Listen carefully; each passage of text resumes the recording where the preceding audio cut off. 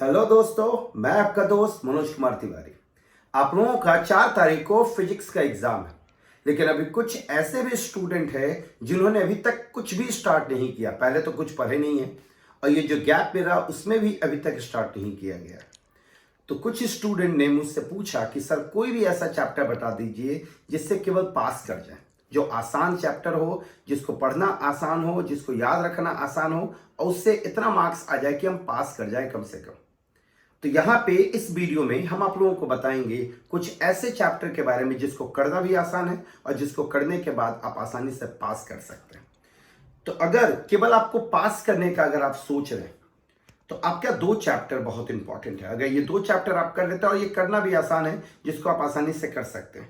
पहला है electronic devices, जिसमें आपका semiconductor, electronic material, devices and simple circuit ये आता है। ये आपका 7 नंबर का टॉपिक है। अगर ये आप कर लेंगे तो 7 नंबर आपका आसानी से पकड़ा जाएगा। दूसरा आपका dual nature of radiation and matter और एटम एंड न्यूक्लियाई, अगर ये आप कर लेते हैं तो यहां से आपका 12 नंबर का आएगा, जिसमें आपको करना है dual nature of radiation and matter, atoms और न्यूक्लियाई। और इधर आपका semiconductor, electronics, material, devices and simple circuit, ये दोनों मिला के आपका 19 नंबर का क्वेश्चन पूछा जाएगा। और ये 19 नंबर लाना बहुत आसान है।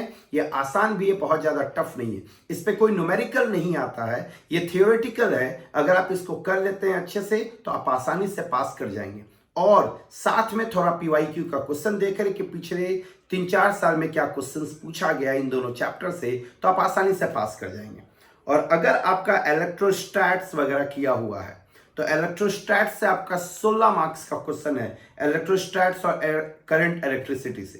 लेकिन अगर आप कुछ भी नहीं किए हैं तो आप करंट इलेक्ट्रिसिटी करने की कोशिश करें।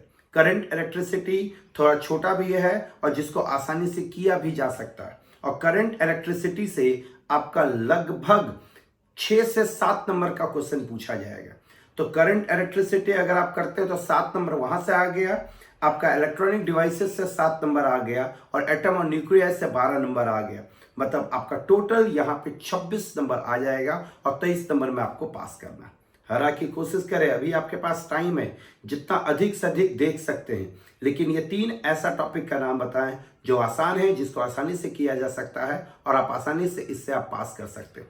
लेकिन हम बार बार कह रहे हैं कि अभी आपके पास टाइम है, सारे कुछ करने की कोशिश करें। जैसे अल्टरनेटिंग करंट वगैरह छोटा सा चैप्टर है, इसको 1-2 क्लास में, मतलब छोटा सा चैप्टर है जिसको आप आराम से कंप्लीट कर सकते हैं। और ये सब भी आपका 4 से 5 नंबर का क्वेश्चन पूछा जाता है। तो इन सारे टॉपिक को ध्यान से करें, आप आसानी से अच्छे मार्क्स की ओर बढ़ जाएंगे। मतलब लगभग आप 30 मार्क्स की ओर चले जाएंगे। तो इन सारे टॉपिक को करें, आपका अच्छा मार्क्स आएगा। चलिए, all the best, thank you very much.